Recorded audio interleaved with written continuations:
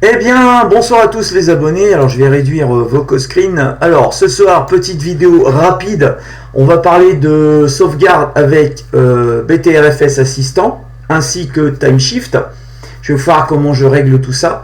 Mais d'abord, on va parler de la gestion d'énergie et de la mise en sommeil de la CachyOS sous KDE Plasma. Alors, c'est applicable également pour d'autres bureaux KDE, parce que c'est le même principe et c'est les mêmes réglages. Pour le Plasma 6. Je me rappelle plus. Si on fait un... alors attendez, on va faire... Alors, voilà, on va le voir tout de suite. Alors attendez, display, on est en KDE Plasma 6.3.5. Voilà, tout simplement. Donc en sachant que la CachyOS, c'est une rolling release, donc vous avez les paquets les plus frais possibles, parce que c'est une base Arch, tout simplement. Donc on va aller directement dans les réglages. Là, vous descendez en bas. Vous allez dans système de gestion de votre ordinateur. Alors moi, ce que j'ai fait, j'ai mis la mise en sommeil là, voilà. Également ici, j'ai mis la mise en sommeil. Vous sélectionnez. Moi, je ne vais pas modifier. Vous sélectionnez à chaque fois. Moi, j'ai mis personnalisé. Voilà, ici. Voilà, voilà. J'ai mis 60 minutes. C'est minutes ici, vous voyez. Vous faites OK. Après, alors là, mettre en sommeil. Les deux, il faut les mettre en sommeil. Après, régler automatiquement, jamais, vous faites jamais. Et éteindre l'écran, vous mettez 60 minutes. Vous ne mettez pas une minute. Lorsque verrouillé, une minute. Là, vous pouvez mettre personnalisé. Alors, attendez. OK, si je fais ça, ça marche pas. Personnalisé, vous pouvez mettre la même chose. Je pense que ça va normalement marcher. Lorsque verrouillé, éteindre l'écran après 60 minutes. OK. Sauf que là, il ne sera pas en verrouillage. Verrouillé, c'est ici. Moi, je le mets en sommeil. Donc, ça veut dire que là, le verrouillage ne s'appliquera pas lorsque verrouillé et déverrouillé. Verrouillé et déverrouillé. Non, on va dire comme ça. Bon, je ne sais pas trop. Je pense que ça va fonctionner de cette façon. Voilà, après 60, on met 60 ici. Donc, voilà. Moi, j'ai mis le mode de gestion d'énergie sur performance. Quand inactif, j'ai mis l'exécutivité après une minute. Voilà, c'est-à-dire qu'en fait, quand vous allez faire ressortir l'ordinateur de sa veille prolongée, en fait, il va mettre au maximum de performance au bout d'une minute. C'est-à-dire que les services vont se mettre en route et au bout d'une minute, crac, il envoie la gomme. Voilà, c'est pas plus compliqué que ça. Donc, je vous donnerai des retours d'expérience par rapport à la mise en veille, si c'est le bon réglage. Si c'est mauvais, je reviendrai là-dessus à travers une vidéo rapide. Et à ce moment-là, il faudra vous baser là-dessus. Voilà, tout simplement.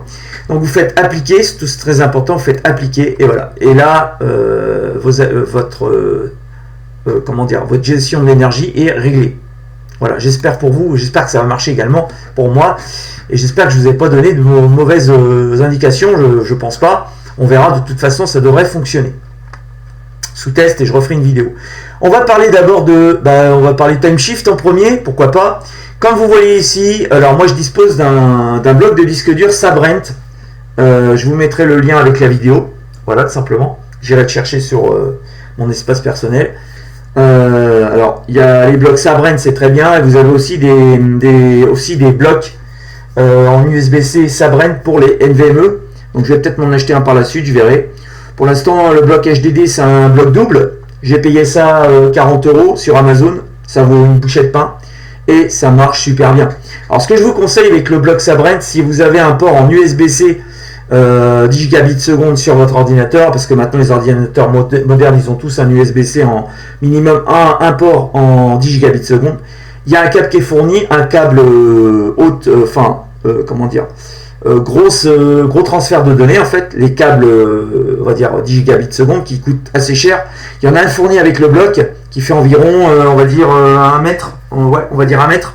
Donc je vous conseille vivement de brancher le câble qui est fourni avec le bloc Sabrent. Alors attendez, je regarde un truc. Avec le bloc Sabrent qui vous est livré. Donc voilà. Parce que si vous vous amusez à brancher ça en USB-C vers USB 2.0, voire... Alors, j'ai pas testé en 3.0 parce que j'avais pas de câble USB-C en 3.0. J'avais du 2.0. Le 2.0, c'est une vraie vérole. Vous serez emmerdé. La sauvegarde au bout de 2 ou 3 heures, elle sera pas faite. Enfin bref, un vrai boxon. Alors que là, j'ai fait ma sauvegarde sur un disque. Alors, je vais vous faire voir ça tout de suite. C'est un disque de 1 Tera. Voilà, tout simplement. Alors on va les voir ici, hein, tout simplement, on va les taper dans disque, GNOME disque, vous tapez, et là vous allez en disque, et là on voit c'est celui-ci, il est partitionné en ext4, je sais pas si on le verra mieux comme ça, voilà, en ext4, voilà, tout simplement je l'ai partitionné en ext4, c'est quoi? C'est tout simplement un Western Digital Blue Caviar, je vous préconise d'acheter des disques comme ça en Western Digital, les Blue Caviar, voire la gamme au-dessus. Je crois qu'il y en a d'autres qui sont également très bons, Samsung ou je sais plus quel disque. Il y a vraiment l'embarras du choix, mais après évidemment, il est évident que si vous avez un petit budget, on va essayer de, si vous 1 Tera ça vous suffit, à ce moment-là vous achetez 1 Tera en Western Digital. Je vous conseille pas la marque Seagate, pas trop, encore que la marque Seagate, en sachant que moi des fois mon bureau ça vibre, il y a des vibrations, je brasse des trucs, enfin ça arrive et tout. J'ai jamais eu de problème avec les Seagate. Ils grattent un peu, c'est sûr qu'ils grattent, ils ont tendance à gratter, mais autrement, je n'ai jamais poutré en 20 ans d'informatique, je n'ai pas poutré un seul disque HDD en SATA. Non, ça m'est jamais arrivé. Par contre, j'en ai brassé des ordinateurs et je peux vous dire, à un moment donné, j'ai un trouble bipolaire, des fois ils étaient brassés les ordinateurs. Il y a eu même des coups de poing sur le bureau, enfin voilà, ça peut arriver de péter un câble. Quand on est mal soigné, c'est tout à fait normal. Maintenant, c'est plus le cas parce que quand ça m'énerve, je gueule un bon coup, ou je sors dehors prendre l'air, ou je vais faire autre chose, de la cuisine et je reviens. C'est voilà, faut faire comme ça. Faut comment dire, lâcher prise. Faut pas s'énerver, ça sert à rien. Donc, disque Western Digital en 7200 tours minute, voilà, un truc vraiment badass. Hein. J'ai envie de dire, c'est même un disque, on va dire entre guillemets obsolète.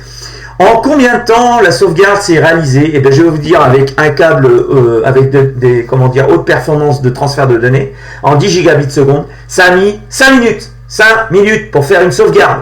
Et une sauvegarde complète. J'ai sauvegardé, je vais vous faire voir, j'ai sauvegardé mes fichiers. Voilà, une sauvegarde complète de la racine et des fichiers compris. Ça veut dire quoi? Ça veut dire que quand je vais cliquer sur restaurer, si jamais j'ai une couille, hein, j'ai envie de vous dire. Alors, chose aussi que j'ai pas précisé, la sauvegarde a été faite sans installation de jeu. Pourquoi? Parce que les jeux, des fois, quand on les installe, des fois, ça crée de la merde.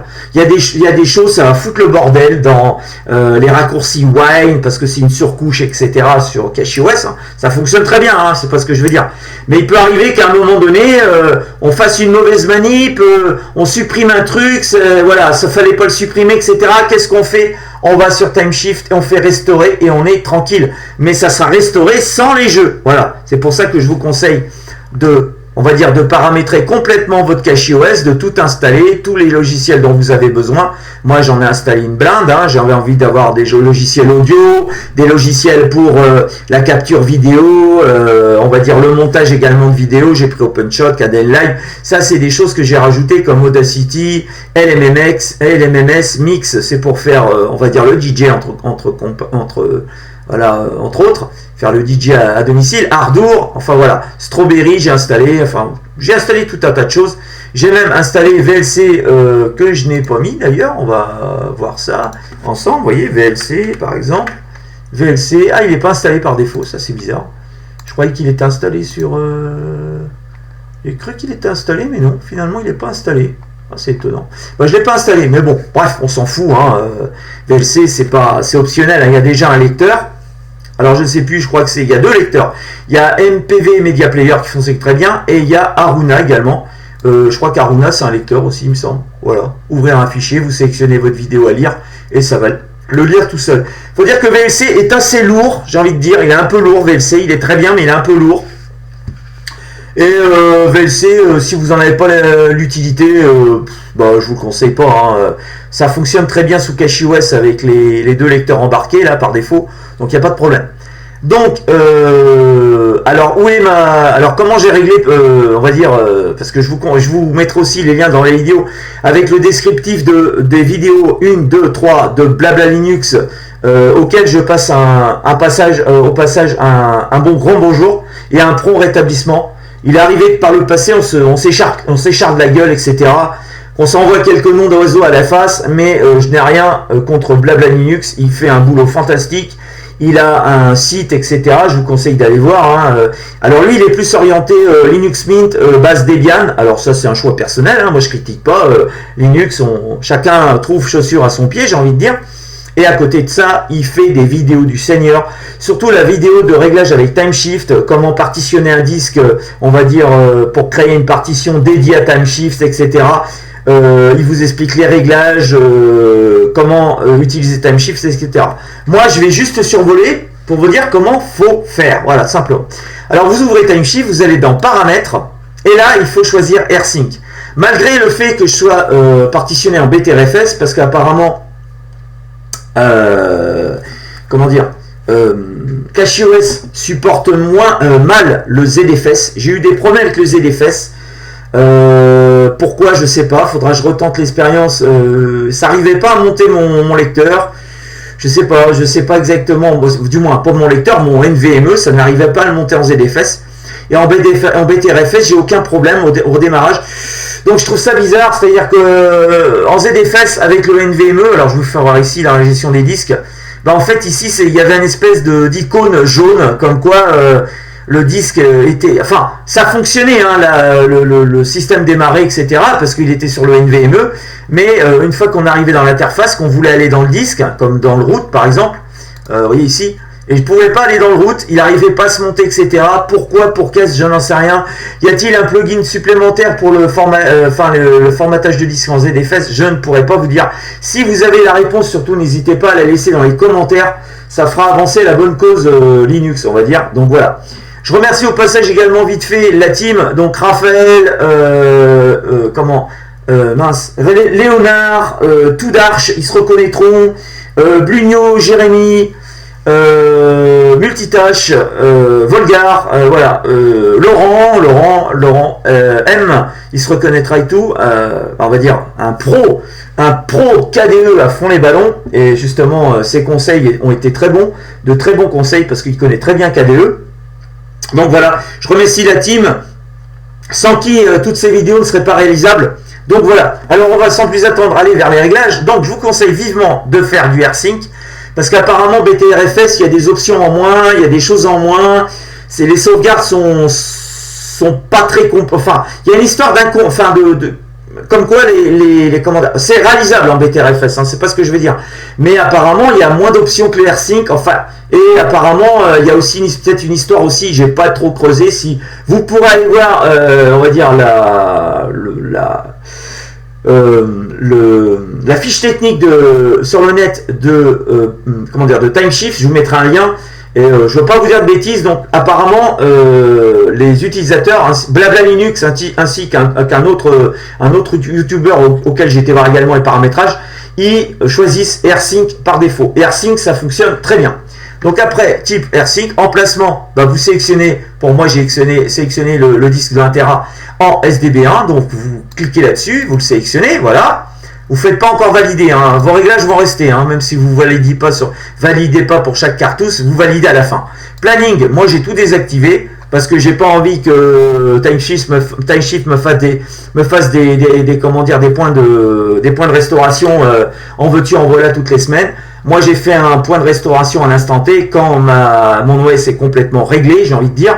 Donc voilà, et là moi je sais que ma sauvegarde elle va rester. Je vais garder 7 sauvegardes de référence, et il n'y en aura pas d'autres qui vont faire couche sur couche, hein, un sandwich, hein, parce qu'en fait, je ne sais pas s'il y a un écrasement des sauvegardes, mais après, vous en avez tout un tas, hein, si on retourne sur le disque dur, vous voyez, alors attendez, excusez-moi, ça c'est, voilà, si on retourne sur le disque dur, quand on regarde là-dedans, TimeShift, là, vous voyez, il n'y a qu'un snapshot, il n'y en a pas 36. Bon, les snapshots, il en a fait pour différentes choses, mais il n'y a qu'un seul snapshot, apparemment, il n'y en a qu'un. Après, les snapshots, il y en a plusieurs parce qu'en fait, ça sauvegarde les fichiers, la racine, enfin, il y a tout, les logiciels, enfin, tout un tas de choses, les réglages et tout. C'est pour ça qu'il y a plusieurs snapshots, mais je n'ai fait qu'une seule sauvegarde.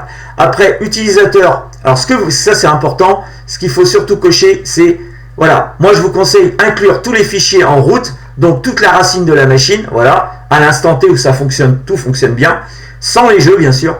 Et le Home Kamikaze, ça veut dire qu'à la restauration de votre système, si vous avez perdu des fichiers, admettons que vous avez un fichier qui a disparu, une connerie qui soit faite, vous restaurez et vous retrouverez tous vos fichiers au même endroit. Ça va sauvegarder vos fichiers, vos téléchargements, vos choses comme ça, vos films, etc. que vous n'aurez pas sauvegardé ailleurs. Et ben ça va les sauvegarder. Il est vrai que le point de restauration va être beaucoup plus volumineux, mais moi, il n'y a pas grand chose, j'ai envie de vous dire, si c'est que des fichiers, etc. S'il n'y a pas, on va dire, 100 films, hein, une centaine de films sur, on va dire, le disque système, hein, voilà, ça risque rien. Hein, voilà, je vous dis, voilà, un film vidéo, encore, ça passe, 2 films, ça passe, 3 films, ça passe. Mais quand il y en a trop, c'est pas la peine, le point de restauration sera beaucoup trop volumineux.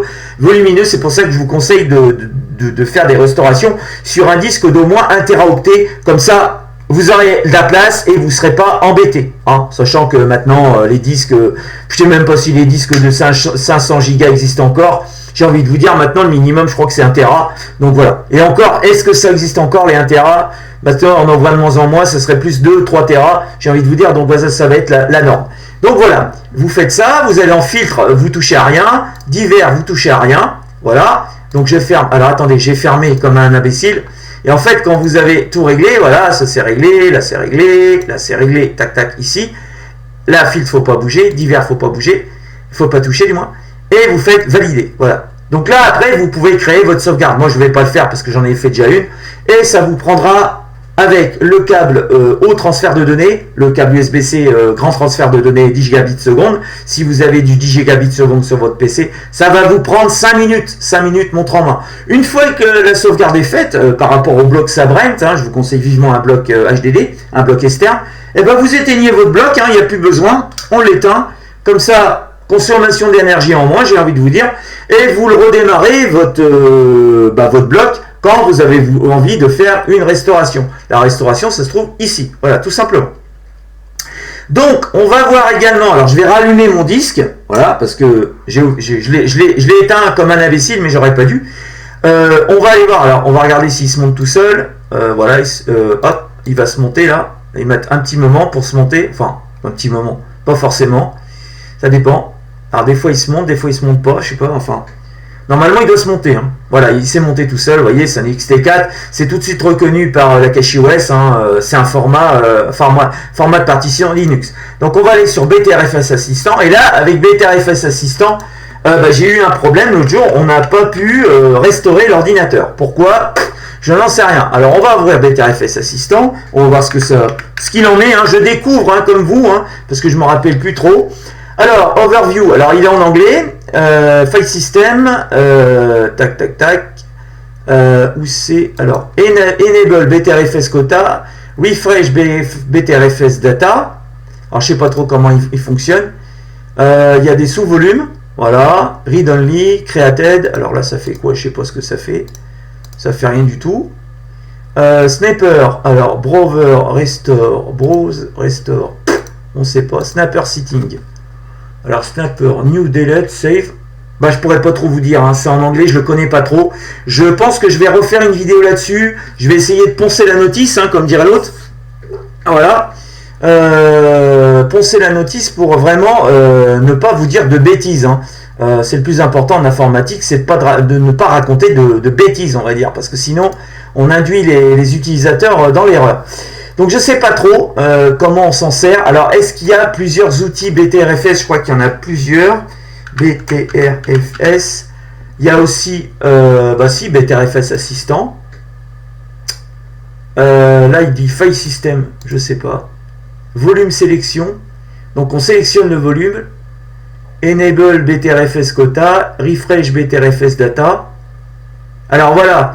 No Balance Running. Alors là il nous dit que je sais pas trop. Je me demande si la sauvegarde n'est pas faite sur le disque système NVMe. C'est-à-dire qu'il n'y a pas, on voit qu'il n'y a pas de sélection de volume là. On voit rien quoi. Là c'est ce qui va être sauvegardé, le varlib, le cache, le home, etc. Le temp, TMP et tout. Snapper, on va faire new pour voir. Non. No config selected for snapshot. Alors, Snapper setting. Si on fait new, config name, bon, je vais vous dire des conneries encore, donc des bêtises du moins. Donc on va pas, je vais poncer la notice avant de vous dire des bêtises. Donc ce sera tout pour cette petite, enfin longue vidéo ce soir, on va dire. Je vais vous mettre tous les liens dans le descriptif de la vidéo, Blabla Linux, les liens pour le blog Sabrent, les liens également pour Timeshift et également le guide d'utilisation de BTRFS Assistant. Comme ça, je referai une prochaine vidéo avec BTRFS Assistant et on tentera de faire une sauvegarde avec BTRF Assistant, mais une sauvegarde qui soit pleinement, on va dire, fonctionnelle pour la restauration. Donc ce sera tout pour cette petite vidéo, les internautes. Je vous souhaite à tous une bonne fin de soirée et puis bonne informatique sous Windows, Linux ou macOS. Allez, à plus tard pour une prochaine vidéo.